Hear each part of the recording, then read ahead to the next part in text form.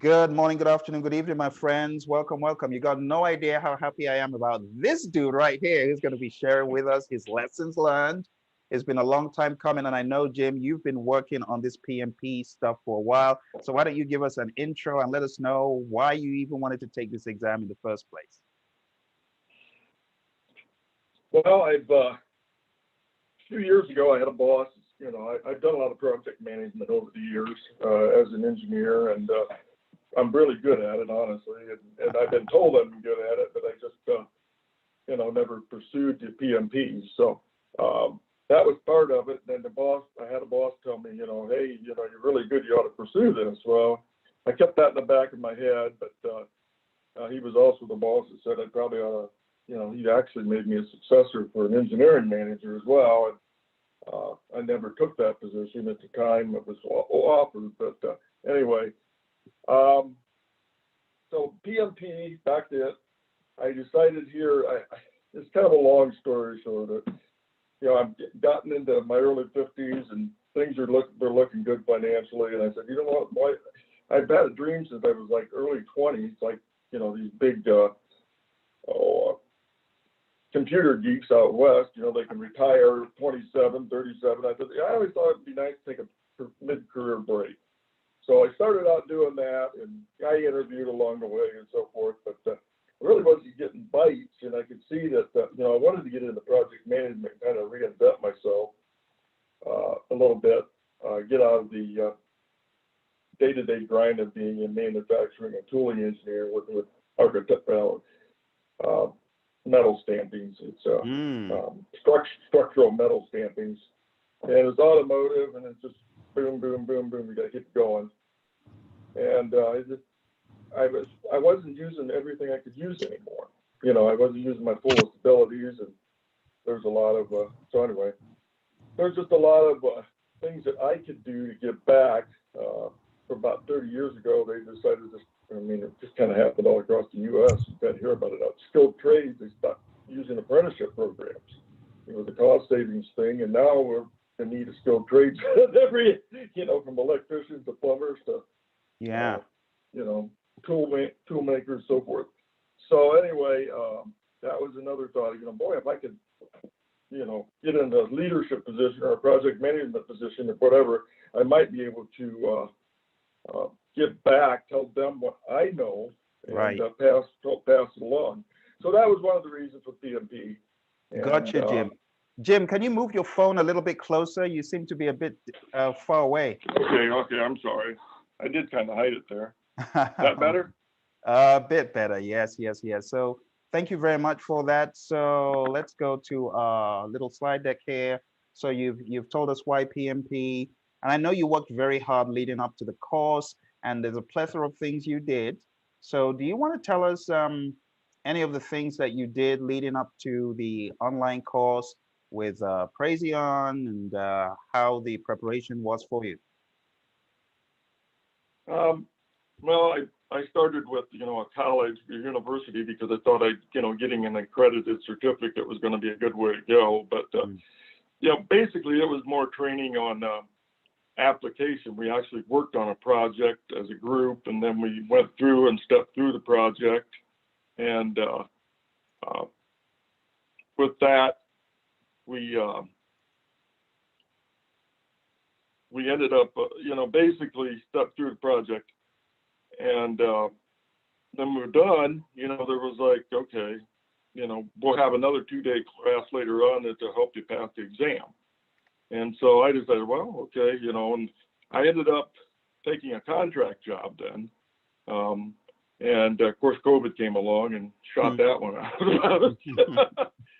out. 10 weeks later, it was a new project, a new development project. And so anyway, here I am out again, and I think, okay, well, this is giving me plenty of time to continue with the PMP. So I started back into self-study. And of course, I took a few months that was summertime, so I took some time to enjoy it as well. But about September of that year, or last year, I decided I better get back into this, and so I started hammering it heavy. And I started going through some things, finding some things, what I thought I needed, and I stumbled across a few other YouTube videos, and finally stumbled across yours. And I think it was actually when I got into Praizion stuff that it was like, oh no. I am going to have to do a lot more than I ever thought I was going to have to do. They never really mentioned it in the class, and so I guess that's where we're sitting at. Right. Well, that's an interesting story. Well, I'm glad that you found us on YouTube. So, Jim, I have a confession to make. That email that you sent me that had the very intricate breakdown, I'm wondering which email. I've got it in. I've searched. Do you, by any chance, have that to hand somewhere to share on the screen? But if not, no problem. I'll just keep searching while we talk. I'm sure I'll find it before we get to the end. But I wanted folks Well, to I see. had it on the iPad. Oh, on the iPad. Let me see now. I got, let me see if I can get out of here. I can go to the PC though now. Okay. Looks like this let me operating with that anyway. Because that was just one mind-blowing, collection of work right there. And it was so impressive, what you did in your preparation. And I wanted folks to see it because I don't think folks will get the true picture of how far you went without seeing that image. Sorry. A picture's worth 1,000 words. So, as far as the template, or that like your whiteboard, how you broke down. Okay. Yeah. Can we share that? Why don't you go ahead and hit the green button and share? And folks, what you're going to see is the enormity of work that Jim put into this process. He was a student of the process. He went through the process. He didn't cut corners. He was very meticulous, going through every process, every tool, technique, input, output. And guess what? Roy's Agile stuff, he drank the entire gallon of Kool-Aid. And I knew he had, because I had been seeing the work he was doing on the system. So awesome. Let's see. So am I sharing? Not yet. No, the green. Okay, I switched to the wrong Jim there. Okay, let's see here. It's going to be the green share button. And then, you're trying to share your camera, or are you going to do that, like share the screen? Which one? Oh, can I do this clear? Yeah. I haven't done that. Yeah. So down below here, Jim, somewhere there, you got a green button. Click on that green share button, and then just share. Photos. You see it? Is that what I should do? No, we don't want you to stop sharing your camera, but you've got share screen, which is a green button with an up arrow. If you click on that, it'll then ask you which monitor do you want to show, or which view do you want to show? Do you see that? I've got iCloud Drive, photos, screen. So you want me to share the screen, you said? Yeah, the actual computer where you've got that image that we want everybody to see right now. I was just going to put it up to the other computer. I was having I was trying to do this by myself, and I think this is where I started getting involved with you. I was confused where things went to. I had a big flow chart. You're basically a router, showed all the different knowledge areas and processes, and kind of had those grouped together. And that's where these little cutouts or these little labels came from. Actually, I cut them out of that. And my wife actually works for the graphic design sign company, and so she ends up printing this stuff out for me in poster size and so forth, laminate it. But I ended up cutting this one down to use it. So it's got all the IT knowledge areas and ITTOs and processes in there. And what I did is, I ended up like, I don't understand where this output is going after it's, we're processing it in this knowledge area. It looks like it's going back to, say, project management, and integrated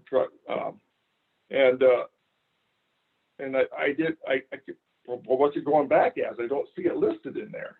And so that was really a lot of confusion for me there to begin with. So what I had done is I wanted to do this to try to understand a little better, and then I ended up finding you, and I found your PMP exam vision book, and Yeah. I ordered that, and the pages in that, you know, you just have to, and I don't know if you went through with the students so far you've got now, but I actually um, haven't. I try not to sell too much, but it's there on the website. Have you got it there to hand, Jim? You want to show folks what it looks like? Do you have the well, that PMP there's the exam book, vision? Honestly, what you and did here is just amazing. I'm looking at every tiny little I mean, intricate bit. Oh, that. so what? Let's take a look at that again. There you go. That's So oh what I wow, did was, you got even the numbers. Wow. yeah, Wow. I put, you know, I think I told you one time it's you said you don't need to remember the numbers, and it's like, well, the numbers are easy for you to remember. That was easier to remember where some things went for me than the actual word and phraseology. But Wow. so what I did is I took some of your individual processes there and from the different groups, and I thought, you know, I still need to tie these all together because I'm Yeah. not understanding where Yeah. things are coming from, where they're going. Yeah. So that's what I had this whiteboard out in my barn. I thought, well, you know what, I could put this thing to use. So I'm Wow. amazed. When I started it that first day, I did know enough. I said, boy, I don't even know where I'm going to put these things to start with. So I put all the integrated items in the vertically in the center, left to right, Oh, I see. Okay. and then the integration steps, and then I just started trying to go from there. That is a And perfect so, idea. So these ones that I've highlighted right here, Jim, the yeah, middle. yeah, Yeah. those are Wow. the Wow. developed project management plan integration. You know, Mhm. direct and manage project work. You know, that sort of thing. Monitor and control Wow. How long did project this knowledge. take you? How many days or weeks? Oh, I don't know. I think what it did is I basically started out in the morning. Again, I had some time. I don't know if it was a rainy day or snowy day or what, Hmm. but I started out. I think it took a couple different days because I had to find some different colored markers. Wow. Because I wanted different routing lines and I couldn't distinguish them separately, you know. So I decided I needed more colors. So I went and got some more dry erase markers and so forth, Wow. and did that. So yeah, it was probably. I would be a bit surprised I didn't spend 8 to 10 hours on it, Oh my gosh. just to get Jim, it developed. do you still have it up or have you erased it? I still have it on my other monitor. Can you do us well, I mean, like the actual board itself. Do you still have it in your barn? Do you still have the actual board with everything drawn out? Yeah, it's actually out in my garage. I moved it out there to my work area in my garage, Wow. and Could I ask you for a favor to take, I mean, your wife would know how to do this, but if you could take some high definition shots of it, I really want to drive home oh the yeah, point to our students. And the reason why I'm getting all excited here, just looking at it, it is very easy for me to see the steps, how things lead into each other, where they're from. And I'm just following the arrows and I'm like, it all adds up. It all adds up. And if anyone has truly done what they should, they are going to be able to see all the moving parts and how they add up. And that is why I would love to get a high definition shot of this. You know, for example, I was taking a look at defined activities a few seconds ago, and I could see, oh, here's the milestone list. All right, now this is where the PMBOK geekiness is going to come out. Look at that milestone list. Look at that milestone list. Look at that activity attributes. If you're not yeah. getting excited by now, I don't know what you've been doing, folks. You see that? You see that? Look at the activity list and see how they're Yeah. going into develop schedule. You see that? This is just amazing. This is great stuff. And even down to the minutia level of an RBS and a risk register. Take a look at that. Take a look at your Yeah. resource breakdown. I mean, this is what everyone needs to do. Now, I'm not trying to force folks to do this because I know it's a lot of bandwidth. So Jim, give us your rough idea of the the process and how many weeks, one more time, specifically, if you're going to put it in weeks. Of working on this, Yeah, or the working on this working board. on the. I I probably had the board from start to end. It was probably a couple weeks on and off, but before I got it completely developed, because I had to do some extra work there to cut things out and get all the markers and so forth. But I tell you, once I got it, I left it there because of the help. I mean, I don't know how many times I went back and just sat there and routed things around to try to remember where some things went. And it was very, very helpful there, extremely helpful. And in fact, the last couple of weeks of my studies, I was out there a couple times anyway, reviewing some things, particularly the work perform or WPI. WPI and WPR. Wanted to kind of know where those things went to and how they come in and out there, and I thought those would be valuable for the communication portions of the exam. Yeah, so you see WPI, WPD, WPR. See what I'm down in saying? that. See, once you can speak the language, you know where to look. I knew immediately to look over here. I could immediately see WPR coming out, WPR going to managed communications, WPR going to PICC. See that there? WPR going to monitor risk. And I see WPR going somewhere else. And I know that's going to be managed communications or managed team. That's where it's going next. So if I get rid of all of that and I just scroll down a little bit, boom, manage team. This is a good guy. He's got his stuff ducks in a row. You see, this is what I'm talking about. If you follow the process, whatever works for you, I know some folks, they may have to draw it out in a different fashion, but if you follow the process, you'll become a master of it. And it goes beyond just passing an exam, because now this whole psyche is ingrained in Jim. And when he walks into a firm, he doesn't need to go armed with a PMBOK guide. It's already inside him. You see what I'm saying? So I strongly encourage everyone to go through this process. You got no idea how excited I am to see this, Jim. But let's move forward so that we can cover some questions our friends may have. So talking about the exam itself and how it was broken out into people, process, business, what happened when you got into the exam, and how did you perceive the first few questions that came at you? Well, I guess since I took it twice, there were two different examples of how it was. I guess the days I started the first time, I'm still running. I love my old PC here, so it worked great except for today. But in the technology. But anyway, I'm still running Windows 7.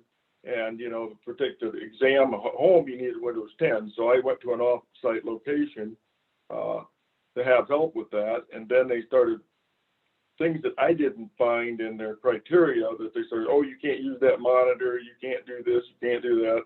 So I'm scrambling around before the exam, trying to make them happy with everything. And then when I finally get set up to do this, then, I bet it took 45 minutes. I'm just kind of like, okay. And then I was just, okay, I got to slow down and start thinking about this stuff. And it was really hard to begin with to get focused after all of that. So for the second exam, this final one that I passed, I ended up actually, I had forgotten, it'd been a while. And then, so again, this tells you a little bit of how geeky I am. But you can take, they give you a free, I was going to buy Windows 10 and do it as a second operating system on my computer, have both of them bootable. Well, I found out because I had Windows 7 that I could get a free version of Windows 10 for an upgrade. So anyway, that's what I did. I partitioned my hard drives, And Wow. I've got a Windows 10 step out on the other side. And how many gigs? How many gigs is your machine in terms of RAM? Oh, it's 16, I believe. So I've never had an issue with the. I run some CAD software on here. Oh, so, really? Yeah, you know, I've got basically SolidWorks is what I've been using. Actually, I'm a pilot and an experimental aircraft association. Jim, did we lose you? Did we lose your voice? Use something. The people who are building aircraft can use it to design and make some of their drawings and their cutting paths and things like that for things they want to machine. So I ended up being an engineer. I thought, boy, I'm always designing stuff here around home to lay it out. So hey, I've got that is crazy. So you now have Windows 7 and Windows 10 different partitions, and you took it on the Windows 10. How did that work for you? Yeah, so that actually worked very, very well. You know what? When I scheduled the exam to start at 9:30, I got up that morning and I came in here and started setting things up around 9 o'clock, and actually it's just about 9:30, 9:35, I was starting to take the exam. So much more comfortable to do it here at home than it was to run off someplace. And of course, the first time you learn your lesson True. about some of this stuff as well. But I had everything in the room cleaned. I'd watched a couple videos where people said that taking it home, they had covered up some pictures and stuff. I've got some airplane pictures on the wall and some cloud pictures for the pilot part of it to remind me of different types of clouds. But and a map, and I thought, boy, they're going to say, oh, you got some PMPs in that map somewhere, and you can cover it up. So everything was sterile in the room, and actually, this, I'm trying to think of what the name of the person that watches it. I never got talked to the person at all whatsoever. Really? They never asked me any questions, and I never talked to them. So it's like. I know on the first one, I had started to put my hand over my mouth, the proctor, and I didn't realize I was just sitting there, kind of my elbow on the reading the question, and they said he came on and said, "You're not supposed to have your hand over your mouth." Okay. Because they think I might be talking in a small microphone again. That is funny. But anyway, but as far as taking it, the first time or the second time, let's just say, because I had your training and all that involved in it, I was much more prepared just because of additional time. But I ended up taking your class because of the Agile change. That's why I tried to get it in. I took it like 5-6 days before the end of the year, so I wouldn't have to go through the Agile part, but that turned out to be a blessing in disguise for me now, just because, Agile is coming on strong everywhere, especially in product development and so forth. And I've had some big name companies over the last year and a half contact me. Wow. And some of them come out and say, "Do you have any Agile experience?" So that was one reason why I thought, well, okay, that's one reason I got that PSM. Nice, congrats. Oh, by the way, folks on the call, they don't know. So Jim recently just became a PSM, and the PSM Professional Scrum Master is under Ken Schwaber's scrum.org. Really awesome one to get. But speaking about the training you got from Roy, did that help you? Oh, without a doubt. Let me see, the Agile for professionals course handout you had, that was great. That helped both with the exam, and that gave me a great background for this PSM. And I just ended up basically going back through the Scrum guide pretty heavy before I took it. But that turned out to be a little harder than I thought it would be. I took a bunch of mock tests, and I was getting, either 95 to 100%, and then all of a sudden I started taking it, and these questions look more like PMI questions to me. Oh boy! Now they didn't have, they weren't quite as much situational, but they were tougher. They had more to read and so forth. But well, congrats on that one. That was a nice surprise. I just got your email yesterday, or when was it? And yeah, I was That's very impressive. So you got done with PMP and you went straight into it. That's pretty impressive. So Jim, So talk about. yeah, Go on. students can get the second one. You can get a second certification relatively easily when you get done with this class. Yeah, so. buy one get one free. Yeah. Oh Okay. dear. You were asking me about the testing when I started out. I guess this time I started out. I actually worked better because visually I like my monitor at home. I had the I've got the video card and driver set up to where everything is crisp and clear, and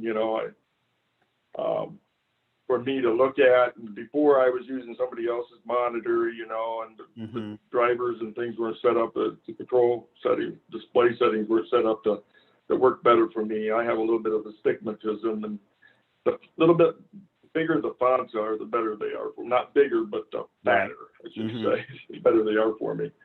So that helped a ton. I know it did. And so, yeah, being here in my own place and taking a break. But it was really surprising. I took off and started running through that first section, and I was actually surprised I was running ahead of schedule. Wow. Because on the first time I was running, I was behind the whole 2 sections of the way they had the first exam set up. So Jim, just to make sure everyone knows what you're saying, the first time was not this 2021 exam, because I want people to know, no, it was not the 2021 exam, it was the old exam. So what date, what was that, before around your December? Training even. Yeah, before training, right. So Phil's and Roy's training is just phenomenal.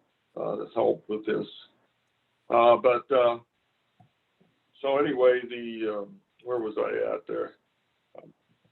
So the exam, like seeing the questions, you said you were ahead of the curve and you were a little bit quicker, but the first time you were behind the curve, right? Right. Back in December, I was behind the curve. The second time I was ahead of the curve. So I took both breaks during the exam, both 10-minute breaks I was allowed. And but at the end of the first, I was about 10 minutes early. And it was like, okay, I've got a couple of these I flagged to maybe go back and review, but they weren't a huge deal. I went back and looked at them and thought, I can't waste much more time than this. So I decided, I think I stopped a few minutes early before my time was up, if I remember right. Just saying, well, geez, I might as well just stop 5 minutes early or something like that and go and come back. Now, the second round, I was actually right on time. I got done with, the section right about the time the time expired. And so that was, the questions in the round 2 were tougher. It was different. It was more, they were simpler questions. They weren't quite as wordy. And as they got more advanced in this exam for me, the tougher and the more wordy they seemed to get. And, I don't want to say deceptive, but misleading, I guess you could say. The red herrings started popping up, that sort of thing. Then in the third section or third part, I actually had to start rushing at the end. That was starting to tax me a little bit, and I had to think about the questions a lot more, and then actually there's a lot more to read. But I ended up going from there, and I ended up getting down. Okay, I kept looking at the clock, and I said, "Well, I'm doing pretty good. But I got to catch up a little bit." And so I kept trying to catch up, like the last, I would say 30 questions or something. But I never gained on it. And I got down to, I think it was like 8 minutes. I had 10 questions left, and so I thought, well, it's better to put something down. And so I started zipping through them, and I know Jim, did you say you had 8 minutes left and how many questions? 10. Oh my gosh, that's less than a minute for each one. Yeah. Wow. I was like, well, I'm going to try to do what I can do here. And then what really frustrated me there is, I think I got into 9 or 10, question 9 or 10 was I selected one answer and I was ready to move on, and it wouldn't let me go on because I needed to select 2 wow. choices. And so did you have a lot of those? Did you have a lot of select twos, Jim? Not really. I would say there would probably no more than, multiple selects, 2 or 3, and they would tell you how many you had to select. They give you the number, which surprised me, but I would say maybe a dozen of them at the most. Okay. I would guess on that. Yeah, what really happened, so then I started rushing through, okay, I think if this is it, I couldn't really think the question through. I just had to kind of think about, okay, if they're not throwing a red herring at me, it's going to be this. And I got down to the very last question, believe it or not, was another 2 answered questions. Oh my gosh. And I'm watching the clock, say, okay, I got like 10 seconds here, and I know I got enough time to do the, whatever, 20. I got enough time to do this one. I can get something. And then all of a sudden I went to select it. Oh man, there's another one to go. I ran out of time on it. Oh dear. Wow. So right all the way to the end, huh? Right. That one was. Wow. Wow. That was a challenge there. So that's crazy, because at first you were ahead of the curve. You found yourself being ahead. And then by the third part of the exam, you found yourself like trying to catch up. Right. And wow. I think that was just because of the difficulty level. It just seemed like every third trimester, whatever, it just got tougher on me. Do you think that was harder? Did it look like they built that in to kind of slow down your speed?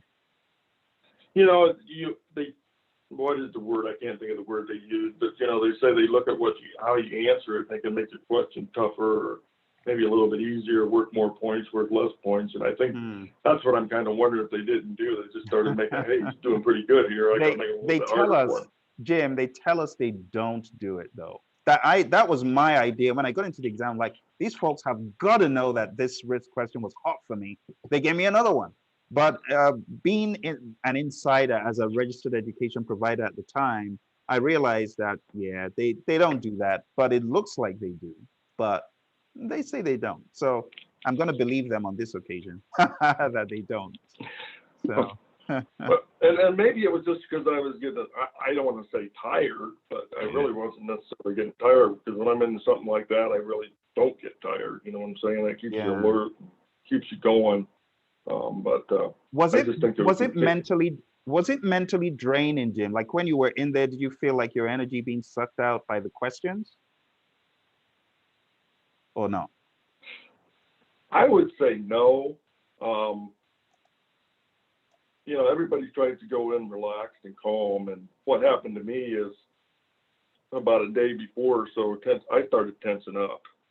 Now, I did get a full night's sleep, but I was just tense as tense could be. In fact, actually, when the exam was over, I think it took me, it felt like 8 hours just to calm down, the tension to come out of me. But anyway, no, I think, obviously, if you get anxious about something and you start getting involved, or you're doing something to occupy your mind, then the anxiousness tends to leave.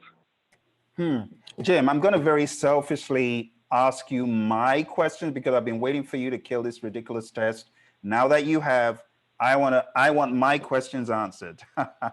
So right. I know you worked really hard, right? And I know that you didn't just work hard, but you were a student of this thing. You were a student of this thing, the PMP Guide, the Agile Practice Guide. In all honesty, what percentage of the exam, in your opinion, would you say was Agile and hybrid? I'd say, I was going to say 80% was Agile, 20% hybrid. Oh my God. And, excuse me, I say predictive. 80% Agile, and then 20% predictive. And I think I had it broke down with like 60%. How did I do that? Anyway, I thought maybe it wasn't. I had it written down on that sheet how I the lessons learned. Yes, yes. So in all fairness, Jim, let me just bring that up because I know our tradition is to have a personal lessons learned. So I want to show your personal lessons learned. So let's just go to that slide that you're talking about. You really broke it down well for us. 80% agile or hybrid, 15% general agile, 15% hybrid, 50, wow, percent Scrum. This is so helpful. So Scrum is the order of the day. And you did tell us in another slide, which is downstream, that you actually looked at the glossaries. You drank the Kool-Aid. You followed what we told you. So you read the Agile and Scrum glossaries, and then you also Yeah, read the definitive guide to Scrum. That's why you were all over it. and I actually, some of this stuff, and especially the PMBOK, everybody knows dry reading. I ended up actually just starting to go through things, and actually, my wife says, "You're highlighting everything." But I was highlighting and underlining some stuff, but as I highlighted and underlined, again, it kept me awake and it kept me alert. Yep. And that's what I used to, bring it in. It slowed me down. I looked at it. I kind of started remembering some things, thought about it. That's kind of how I conquered that. Yeah. That's a good lesson learned because everyone has a different learning style. Jim, I want to ask you a question about this one. And I think you really hit the nail on the head because we have a lot of people who do not know that not all training venues teach everything required to obtain PMP. There's some that leave you hanging, and there's a lot of gaps and holes. But hopefully what Roy and I did filled up all the gaps and all the knowledge that you needed to know. Would you say that's fair? Was there anything strange and way out that you found on the test? Oh, no. Actually, you guys covered it probably more thoroughly than what I felt I was encountering on the exam. And again, but that's helped me out just this last week with the PSM though. Yeah.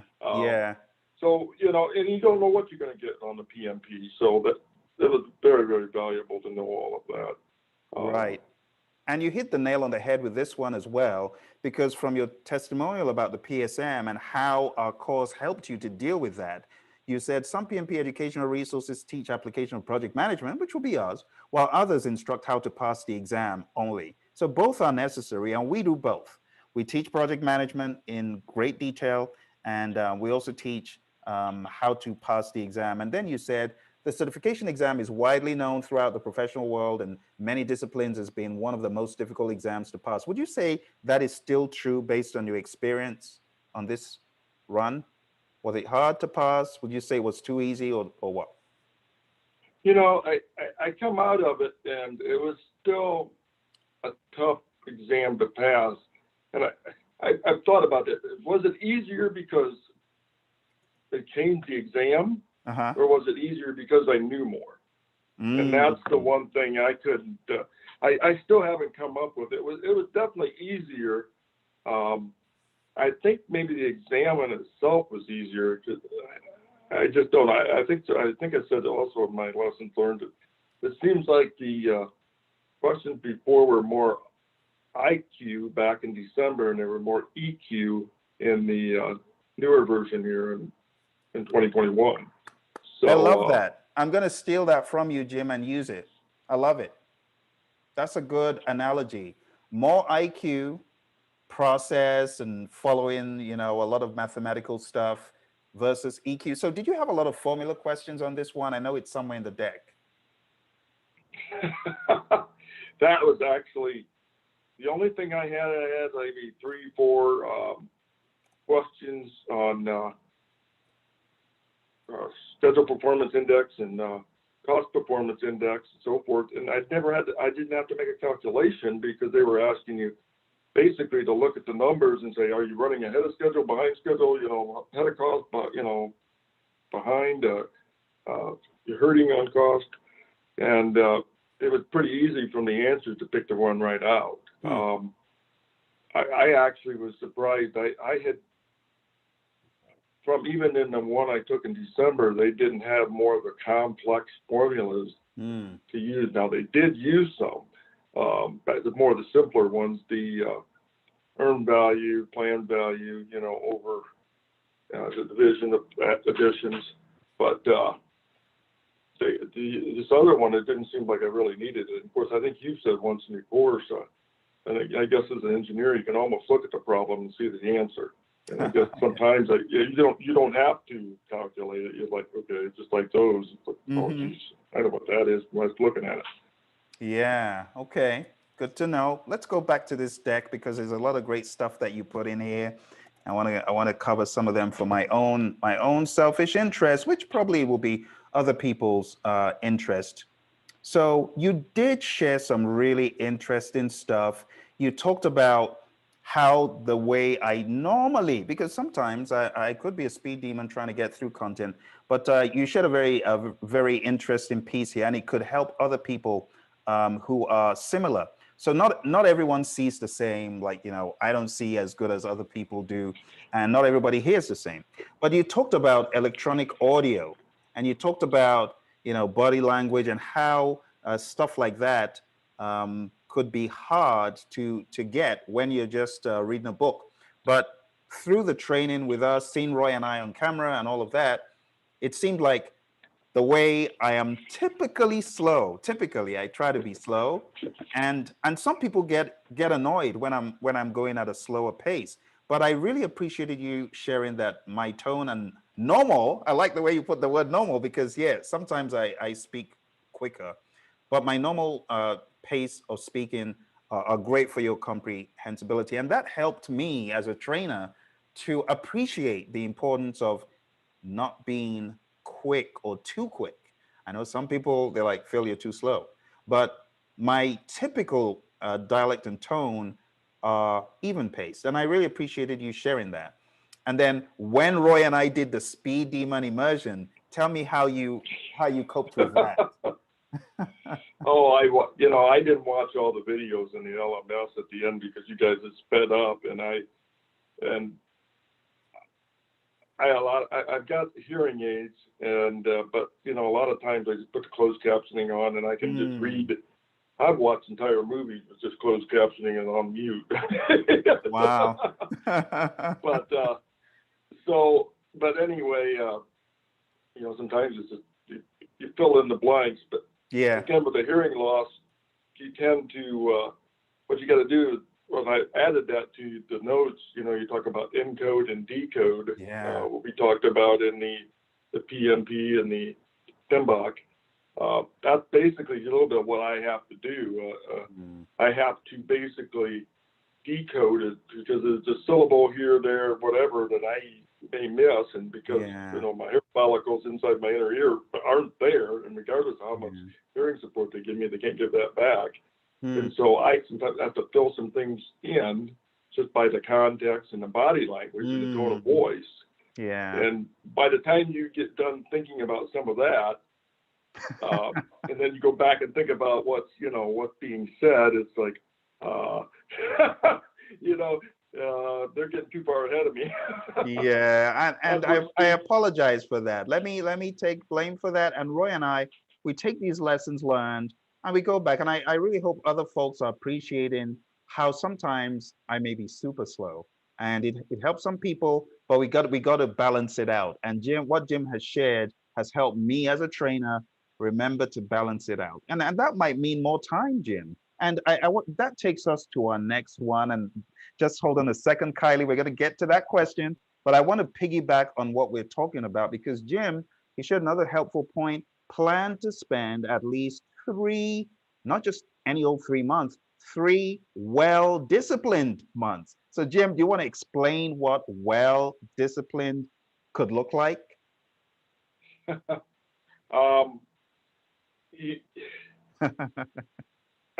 heard other people say it as well, but well-disciplined typically means you're going to have to study it about every day. You should. You can't just go once or twice a week. You've got to do at least a couple, 3 hours every day. I would say if not more if you can. And then, right up before, I probably just ought to have a vacation week or something. But yeah, there's enough to learn and enough to try to remember and grasp. But I think it's very, very necessary. It was, and I've heard other people say the same thing.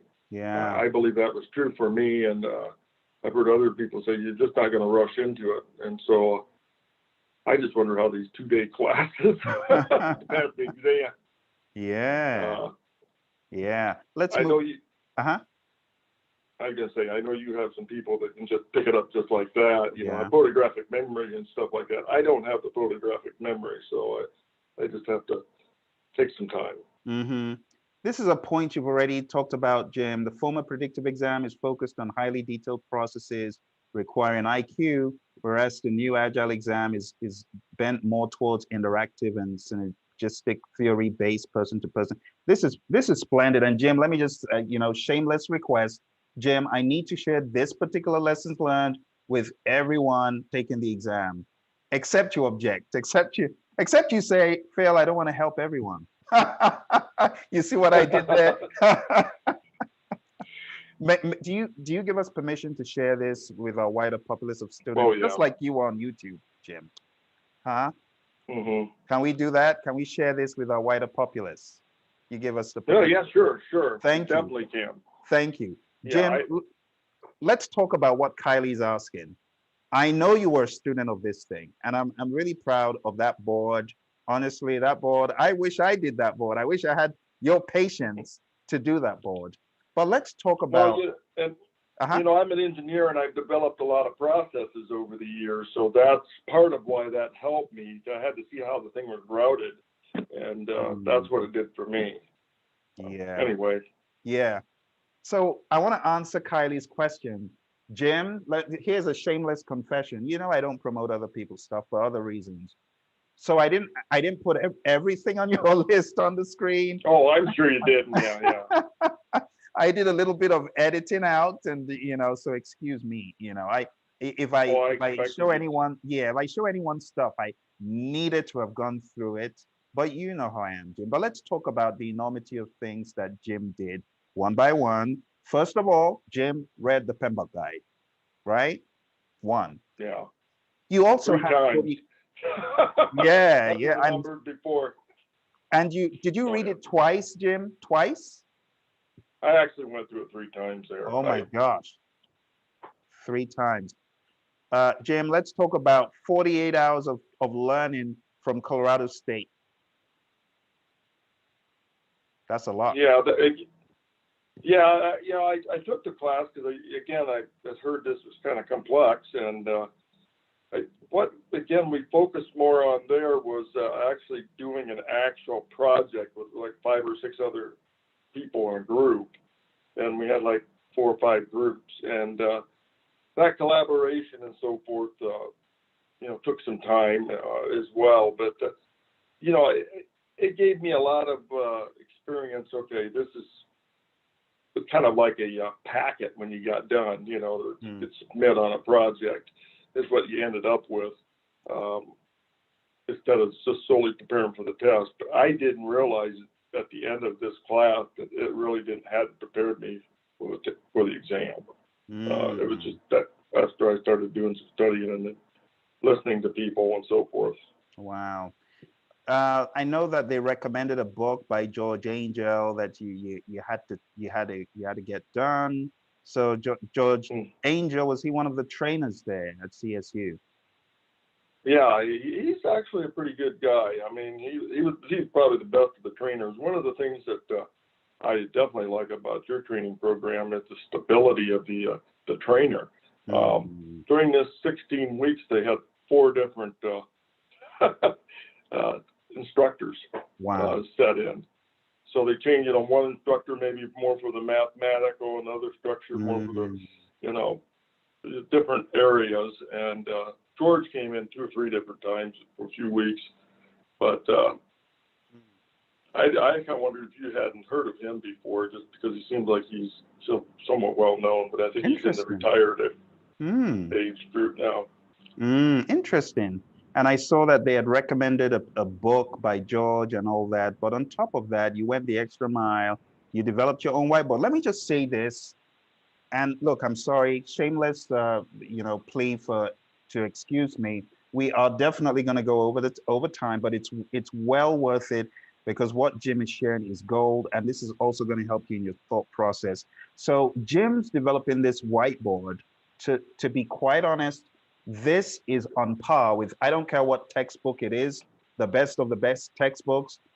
Going through this process Jim went through with that whiteboard is tantamount to reading any book, even the PMBOK guide, 5 times. Let me just put it out there. Even though he made the whiteboard himself, the process is worth more than the text. All right. Now, on top of that, he went through all of the PMP exam vision book that I had, the PMP exam prep with Roy. He went through the Agile practice guide. He went through the Agile and Scrum glossaries. Our friend Ken Schwaber, he went through that, and Jeff Sutherland's definitive guide to Scrum. So when you're talking about all the things he did, Kylie, you got to remember this dude, he drank the Kool-Aid and then some, and then he made his own Kool-Aid because what we had, it wasn't enough. So he made his own. He made his own yeah, Kool-Aid. the Kool-Aid man wanted me to buy in bulk, so he didn't have to come every day.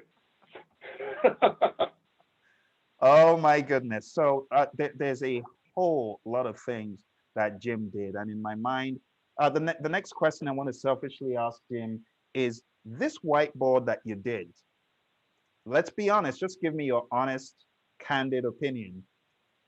Do you think it was worth it? Having seen the exam questions now, what would you say? Was it worth it, what you did? Yes, it was still worth it. I would say the former completely predictive, it was more valuable, but it was definitely well worth it for this one as well.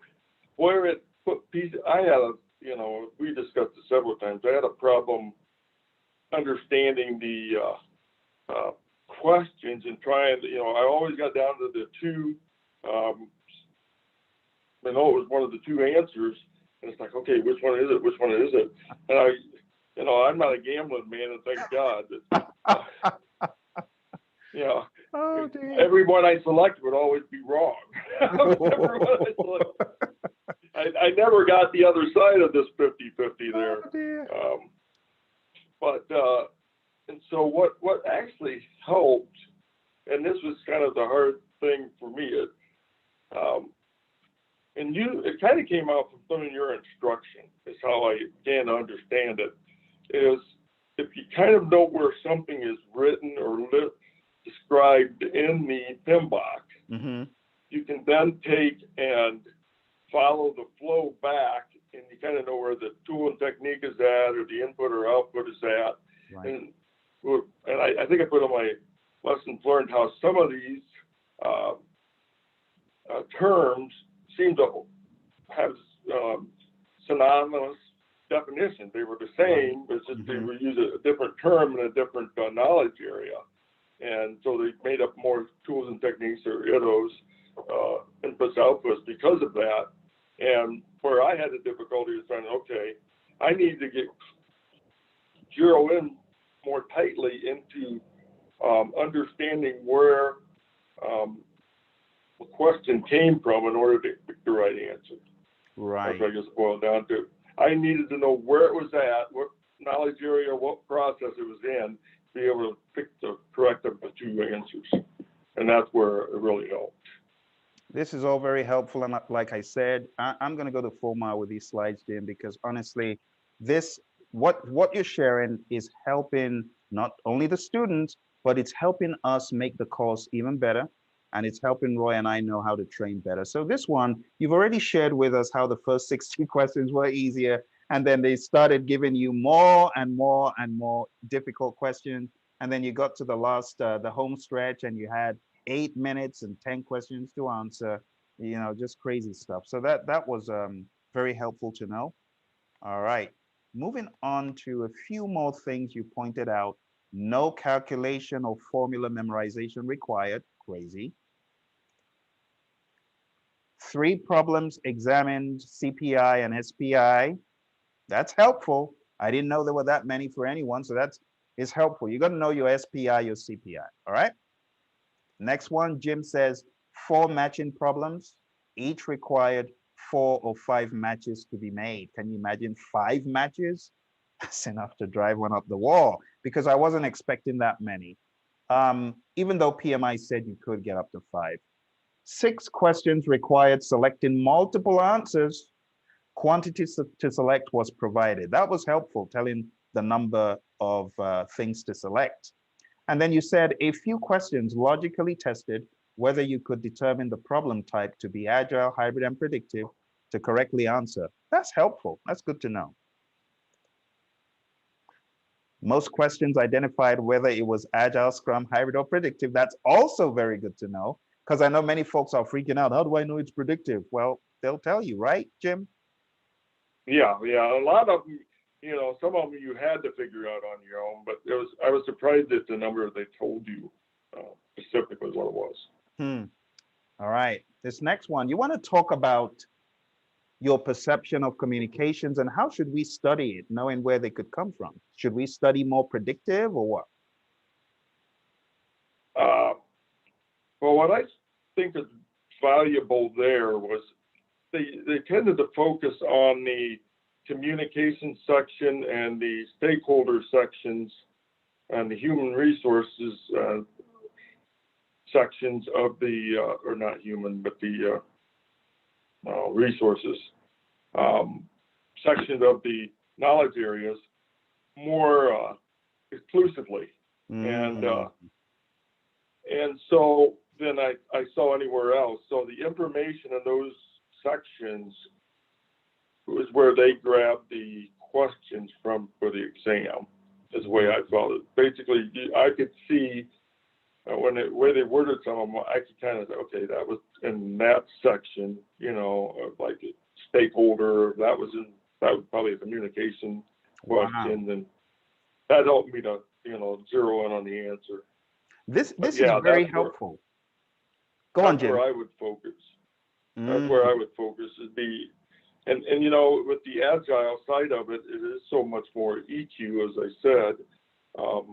You do need the interaction is more critical, and so that's why they focused on that, I believe, between Jim, communication. I gotta say, you just unlocked a key for me in my head, the way I'm thinking of the exam. And what you unlocked is what they could do on the exam is not just focus on communications and stakeholder when it comes to people, but they're going to focus on the people aspect of all the knowledge areas. You just unlocked the door. I didn't think of it that way. So the people aspect of schedule, of cost, of risk, and things like that. That is very, very helpful. You just unlocked the door right there. Thank you very much. Great stuff. All right, moving on here so that folks can get on with their studying. Numerous scope questions were given. Several were written to force a decision between agile scope management or predictive. This is very helpful to know. There were several change management process questions covering agile, hybrid, and predictive domains. Numerous problems focused on one's ability to choose the proper stakeholder or communication management technique. Again, very helpful. There were several risk management questions split evenly between agile or predictive. So you got to go back and read page 90, 91, 92 forward in the Agile Practice Guide, my friends. There were a few charter questions. Some were agile, others predictive.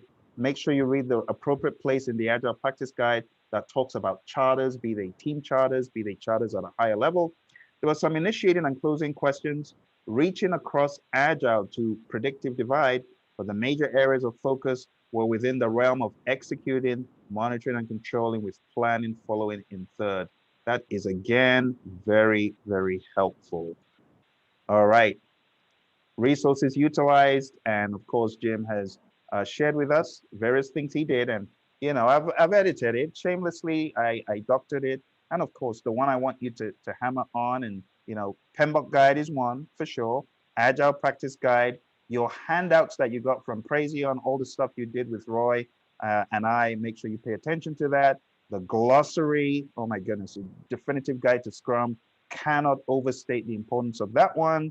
And last but not least, can I bring up one comment there? It was I watched one of your videos where you were talking about the terms of agile. What was it? One of those little ones you asked, you explained it, and what is the term? And you had a few of those going on for a few days, and it was like I didn't see those in the back of the Agile practice guide. Where did he get these? And then somewhere along the line, you said it or whatever, and so I ended up making my own combined glossary between, the Wow. Great stuff. Yeah. There's some of them that were from the Agile Alliance. Yeah, yeah. Some of them. Right. That's where. Cool. And I saw that you mentioned those glossaries and you really did a great job. And honestly, Jim, I can't tell you how happy I am and how proud I am that not only did you jump on the course and take it, but secondly, you got done even sooner than personally. I was thinking maybe Jim's going to go for another 2, 3 months. You didn't. You got it done on time. And not only did you get it done on time, you got the PSM done afterwards. And not only that, shameless plug for Jim, because I know a lot of you watching me, you do this. But Jim is different. Jim took the 180 question mock exam. He didn't have to, but he did. But a lot of you, you're bypassing taking that 180 question mock exam. Why are you doing that to yourself? Why are you doing that? Finish what you started, right? Even if you're done with the test, finish what you started and do it. And let's sign up and say, you took a course with us, because guess what? Down the road, you never know when you're going to need all of that stuff. So Jim, I'm a raving fan. I don't know if your missus told you that we've been putting up posts in the group, and I'm always tagging her. I'm like, oh, the poor lady. I hope she doesn't think, why are these crazy people tagging me? I didn't take the exam. It was Jim who took the exam. So it's interesting. She showed me her Facebook page this morning, since I'm using that one, and she goes, "Hey, here's your name for this afternoon." It's kind of like you could tell she felt a little proud about that. Oh, that's so sweet, so sweet. Well, I'm going to send you the recording for this when we're done. I wonder if she's going to watch it, but tell her that you did an awesome job, knocked it out of the park. I want our friends to go ahead and unmute. And if you have any questions for Jim, why don't you go ahead and unmute your phone, your mic, and ask now. He's a great individual to ask these questions. I had to correct myself. I almost said a great resource, but if Roy heard me, I'd be in trouble. He doesn't like the word resource for humans. So go on and ask your questions. Anyone? This is Delita. Congratulations, Jim, on passing your exam. So I actually take my exam May 15th, and one of your suggestions was to, well planning or well training for 3 weeks, something like that. But I'm not sure that I did that, and clearly that's neither here nor there for me because my exam is next week. So I'm guessing, I guess my question is, and to you as well, Phil, would you suggest that I start just taking mock exams at this point and then trying to just look at the areas that I don't do so well on those exams and fill the gaps in that way? Because now it's like going to be a sense of overwhelming feelings because it's so much stuff that I feel like I might not have covered enough. And I'm definitely going to go back to the Agile guide again and the glossary terms and the Scrum guide. But yeah, because I don't know. I can answer that one. At the end, I had taken enough practice. I finally had gotten enough mock exams taken that I knew where I needed to go with how to answer the questions.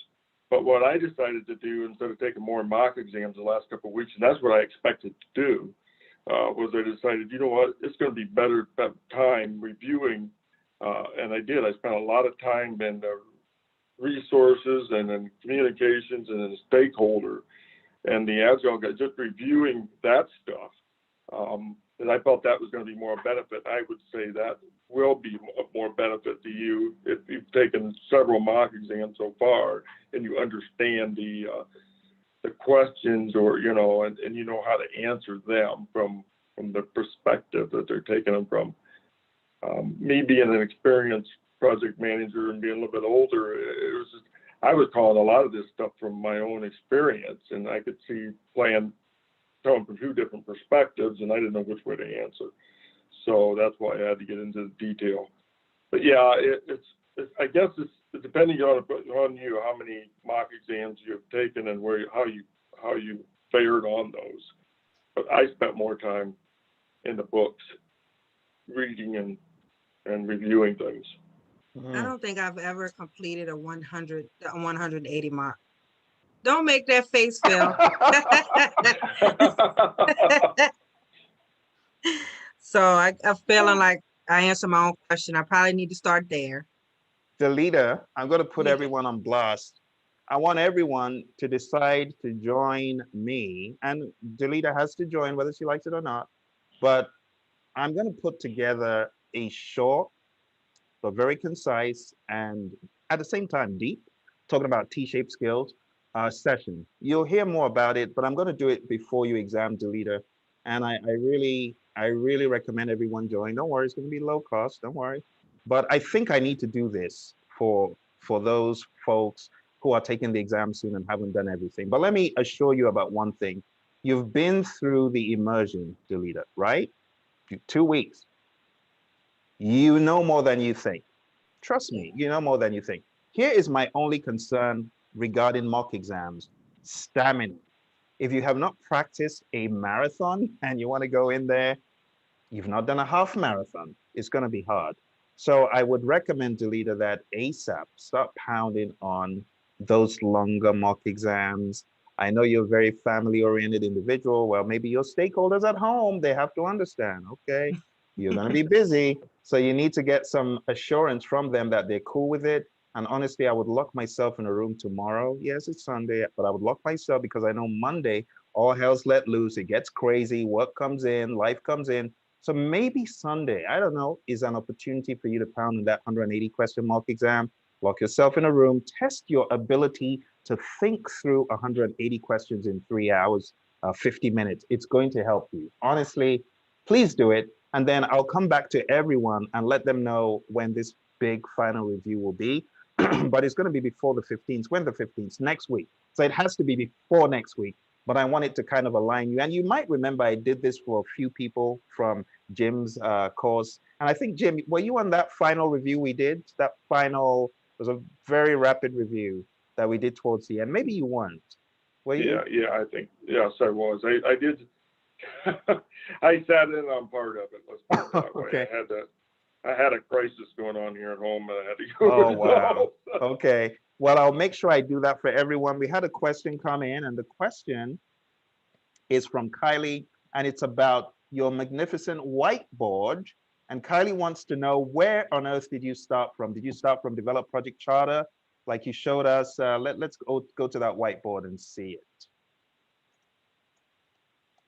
I think you said you started from integration. Well, the integration. Yeah, I started with integration, and I don't remember. Probably was direct and managed work was probably one of the first places I started from, just because of the fact that so many things linked in and out of that. Yeah. Yeah. You can see down in the lower left, that was a lot of the point one sections of the PMBOK guide sections. They really, there wasn't a lot of linkage going on between those. And it is amazing to me how that board came out so well. I expected to be erasing and redoing it and resticking things, and it went fairly decent. I love it because it's like a mind map as opposed to like a flow chart. I like the fact that it looks very friendly, and it's got these curves, and it's funny. I didn't even know you used CAD, so maybe that's part of your CAD prowess coming into a freehand approach here. But I just love it. It's great stuff. Yeah. So if you start off here, Kylie, with Develop Project Charter, and then you also look at the confluence happening here of direct and managed project work. I think that is it? I think so. Yeah. Yes, that's it. Yeah. And then if you think about the big glob of point ones, as Jim referred to them as, is it there? Are those the point ones? Or is right. Yeah. Yeah, those are the point ones. Yeah. So if you look at the point ones and how the PMP, the project management plan, feeds all of them, and how you get other things out of them that feed back, you see the arrows going back in. If you start with that, and then you progress. I mean, Jim really got it down, because if you use integration as the confluence, you have a monitor and control project work. You see all those arrows going in there, performing great change control, and then close project or phase. Awesome stuff. Awesome. In fact, this needs to be a blueprint for anyone who means business with a PMBOK guy. Just take this approach, start in the middle, and actually, without Jim knowing, this is very much like the mainline approach, which has integration at the core, and everything else revolves around that. And you heard Jim say, even though the exam was easier, this is still worth it, because it helps you have that grandmaster view and just be even more in control, than ever before. Does that help? Well, yes, thank you. You're welcome. Yeah. And I think at some point, maybe, PMI will be backtracking a little bit and adding more predictive back into it. I think there's, like you, it should be maybe 50-50 instead of more 80-20 at this point, between Agile and predictive or whatever. There's going to be a lot of organization, and predictive still has its place, as you say, as well, Phil. So, yeah. I share your sentiment as well. I don't think what they're doing is smart. I think throwing out the baby with the bathwater is a dumb idea, because let's be honest, Jim, a lot of the companies that you're going to be working with, they're not using 80% Agile. They're using 20%, 30%, 40, So, with that said, Jim, shameless plug. So for people who may be looking to work with you, like, maybe want to hire you, how can they get in touch with you, and how can they know more about you? Are you on LinkedIn? Is there somewhere they could learn more about you and what you do? Yes, I'm on LinkedIn. I've tried to link up with you a couple times, but I had some issues for some reason. Yeah, I'm always hiding like a fugitive, because I know everyone's looking for me, so I kind of hide sometimes. Yeah, I don't blame you. So Jim, which Jim are you? Because I'll just connect you right now, and I'll go ahead and I'll just share it. So are you on James or Jim? Excuse me? I'm under Jim. I was going to, let me see here. On my resume, I've got a. Oh, that's Indiana. I see you, Jim. I see you. So I'm going to share. So it's linkedin.com/in/Jim-Manon-engineer. And here we go. Let me just share it with everyone, because you never know who's looking for a professional such as you, Jim. I mean, with all this great experience you've got. So that's Jim. Those are the certifications proudly displayed, the PMI, the PSM, and the best of the best, which is from Praizion, Colorado State University as well. I got to put that one in, Jim. You got no idea how proud I am. And I know that a lot of folks could be watching, and they're like, I want to hire this guy. So, or I want to consult with this guy, because you're very well equipped, right? And they're all your qualifications and stuff. So well done. One of the things about me is, and I had problems with some of the people when they wanted to interview me. They were like, they wanted a specific skill, a specialist. And I'm thinking, but I can provide you so much more. I'm more of a T-shaped person, and not a paint drip than I am an eye. But I can focus in. I like detail. But yeah, it was kind of interesting. Agile wants more T-shaped, and I think that's a better way to go as well. Yeah, and it really depends on the job. You gotta, in my mind, you're more lethal in a good way when you've got both. When you got both, I mean, right. You gotta have skills that are not just IQ but also EQ, and they go hand in hand. And that's what makes you a paint drip kind of a person, being able to dive into different areas. So now you got engineering under your belt, you got project manager, you got Agile, you got Scrum. My goodness, I mean, anyone. So to help those who might be watching, if your company needs someone who is a solid engineer, got solid engineering principles and practices down, very much aware of CAD and how design and stuff like that works, and someone who is very capable in project management and has got experience, why don't you hook up with Jim and do some consulting stuff with him. All right. And I will give you a recommendation on LinkedIn as well. Same as I offer to other students who get certified. So I'm mad proud. Well done, Jim. You brought home the Thank you. bacon. Praizion celebrates you. The group celebrates you. Everyone celebrates. And thank you very much for spending time. And, you know, let's tell Jen we're grateful that you gave us some of the time today to come share this stuff with us. We're very grateful. Oh, and I'm hoping that helps some people. I really do. That's, you know, I'm detailed, and I'm glad you kept pressing me to get this lessons learned basically document before I lost it. I'm starting to lose it now. I can tell it versus what I did when I was writing down. So I like writing things like that down because it's always good to go back and review them at some point, and you find out what you did forget and you need it. Absolutely. And I'm going to send you this, Jim, and you want to share it on your network or with anyone else, you can do that.